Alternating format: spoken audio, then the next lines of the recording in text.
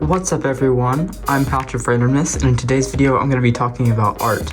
Specifically, what art mediums I'm using currently and what art mediums I'll be using in the future for my game.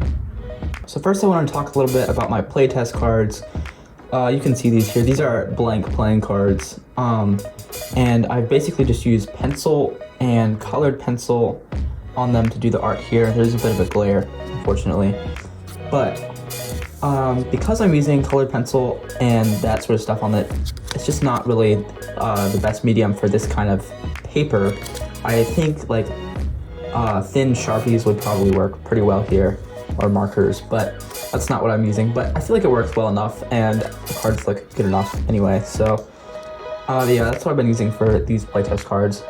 This art here is not final, it's not for the final game, it's only for playtesting, just so that I have something to look at while I'm playtesting the game, so it's more fun and just enjoyable to play.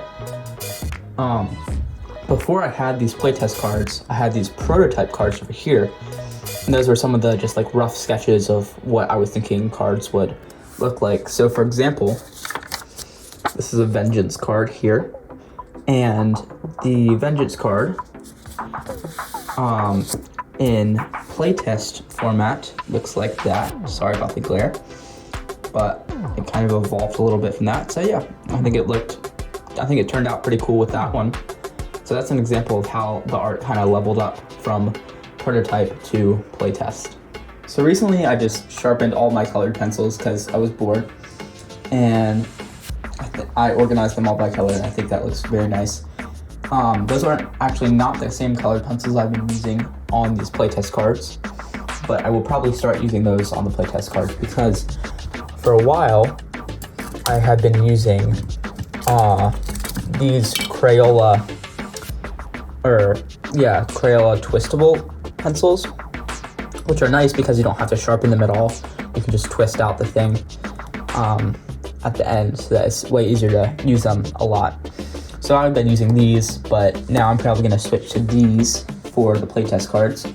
And I'm currently very close to finishing an entire deck of playtest cards. And then I'm going to start working on a second deck so we can actually playtest the game.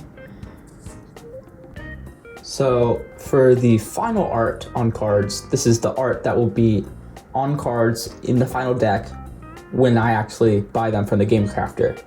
Most art will be colored pencil, and I'm gonna buy Prismacolor pencils because, again, I currently only have like those.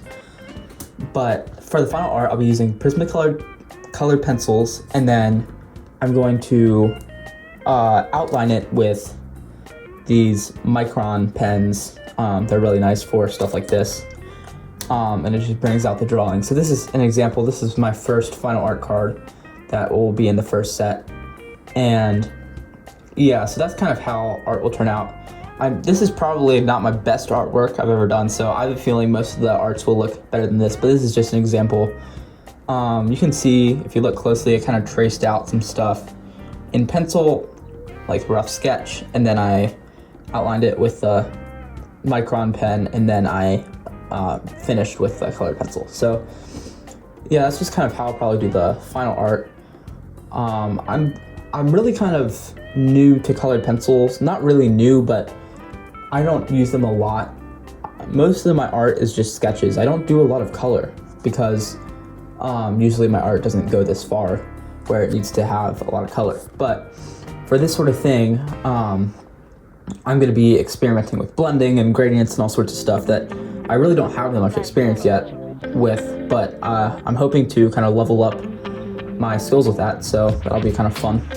So there are actually two other types of art that I'll probably be doing on the final art cards. And those two are digital art and 3D art. So by digital art, I just mean I'll probably draw it in Procreate because that's the program I use. And I'm even worse with digital art than physical art, so that's why I'm probably not going to do that for a ton of cards, but for a few I'll probably do that. Some art will be 3D, and by that I mean I will take a picture of an object in real life and put it on the card. For example, you know in some Pokemon cards they use 3D characters that are clay model of something, and then they take a picture of that. I also have a pretty big Lego collection, so I could do some like Lego characters. I think that would be pretty cool as well. The other thing is though, in some of these decks that I'll be making, I'll basically have challenges and art challenges and stuff where you can put your own characters and your own art on some of these cards. A lot of these decks will have art from other artists, not just from me. So that's another thing to look forward for when you finally buy a deck, is there'll be art from all these different artists, which is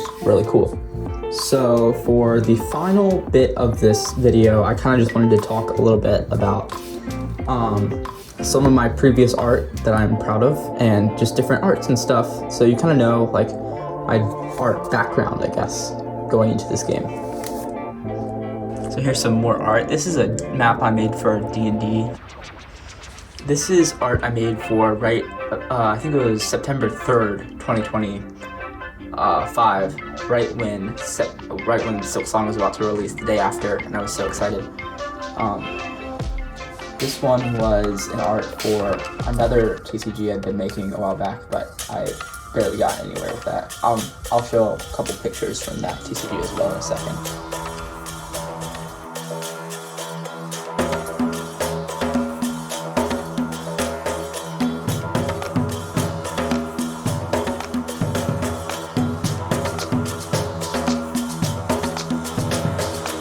And the other day I was kind of designing some characters for this TCG. These are some, I guess, important characters from different places. So King Fathom, he's kind of gonna be like a main character. He rules on one of the planets. Freddy Fedora is the leader of the Fedora clan. There's a lot of lore about the Fedora clan, so he's also a pretty important character. Elestron is this alien leader guy. Ventra is the chiefess of Pine. She was inspired by art I made for an Epic Underworlds card contest a while back. And she basically rules over tribes of people. This was a drawing attempt I made of the High Mage, but don't really like this drawing, so I'm probably gonna remake it, just kind of feel for what the High Mage could look like again. And I was trying to draw some cat person at some point. Yeah, that's the art I made for another TCG maker. Constellation Chronicles, I think, TCG. So, yeah, that's just some art. So, thanks so much for watching, and I will see you next time with this creepy little elf that I have here.